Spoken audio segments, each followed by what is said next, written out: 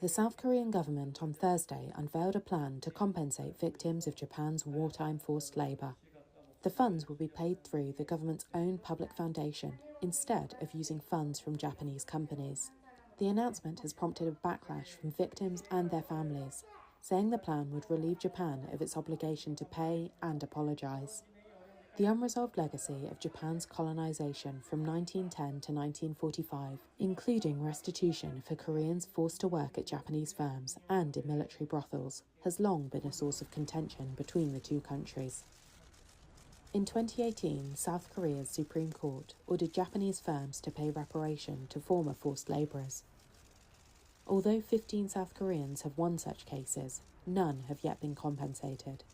The South Korean Foreign Ministry's Director General for Asia-Pacific Affairs, Salmin Young, defended Thursday's plan at the public hearing. The government would visit the plaintiffs, victims and their families, ask whether they have an intention of receiving it, explain thoroughly and ask for full consent before making a decision.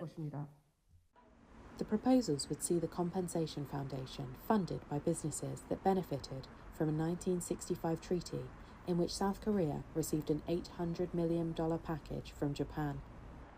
The Foundation for Victims of Forced Mobilization by Imperial Japan said it has secured initial donations from steelmaker POSCO, totaling 4 billion won. POSCO did not immediately respond to requests for comment. But Kim Young-hwan, activist and director of victim aid organisation Civic Group, remained unconvinced. It's completely discharging responsibilities of Japan. I can't help but raise a serious issue.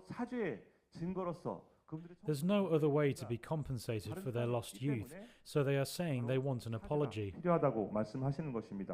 Tokyo's top spokesperson declined to comment on Seoul's compensation plan or its public hearing, saying they were domestic matters within South Korea.